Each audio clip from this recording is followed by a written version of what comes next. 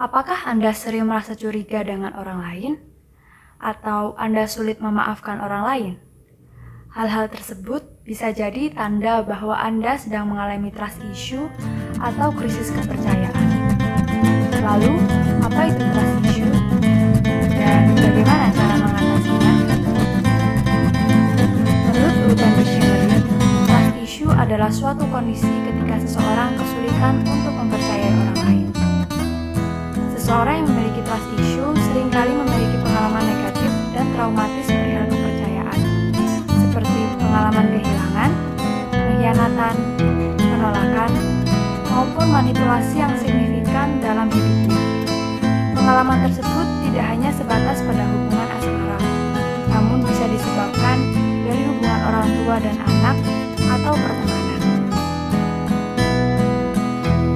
Tanda seseorang sedang mengalami trust issue antara lain: 1. Cenderung menghindari komitmen karena ketakutan akan terulang kembali pengalaman yang tidak menyenangkan dan menjadi cara untuk melindungi diri sendiri. 2. Dikuasai oleh pikiran negatif terhadap orang lain. Orang yang mengalami trust issue akan cenderung melakukan pengecekan informasi pribadi seseorang atau mencari kesalahan terkait kecurigaannya terhadap seseorang, dan menganggap seseorang tidak menjalin hubungan yang tulus dengan dirinya. 3. Memiliki hubungan berjarak. Orang dengan trust issue tidak mudah untuk bersikap dan membuka diri pada orang lain dan suatu hubungan. Ia akan cenderung menjalin hubungan yang sifatnya teknis dan dangkal. Seseorang dengan trust issue lebih rentan mengalami depresi, kecemasan, permasalahan yang terkait dengan kelekatan atau attachment issue, hingga mengalami post-traumatic stress atau PTSD. Cara mengatasi trust issue atau krisis kepercayaan. Pertama, refleksikan pengalaman buruk dan belajar mengikhlaskannya. Terimalah kekesalan yang Anda rasakan di masa lalu sebagai hal yang manusiawi. Setelah itu, ikhlaskanlah peristiwa tersebut, sehingga Anda tidak dipenuhi dengan kebencian, rasa ingin balas dendam, dan berbagai perasaan negatif lainnya. Terima masa lalu dan sambut masa depan yang akan dipenuhi hal-hal menarik. Kedua, move on. Apa yang terjadi di masa lalu, biarlah ada di masa lalu.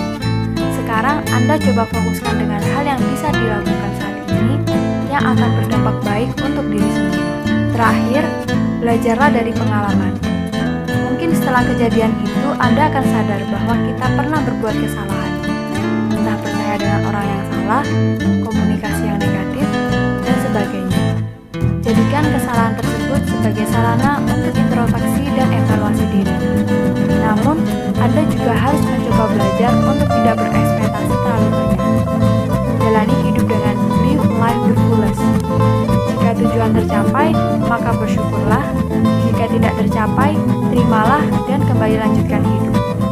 Jika Anda mengalami trust issue dan merasa tidak sanggup untuk mengatasi sendiri, mintalah bantuan kepada teman, keluarga, atau profesional.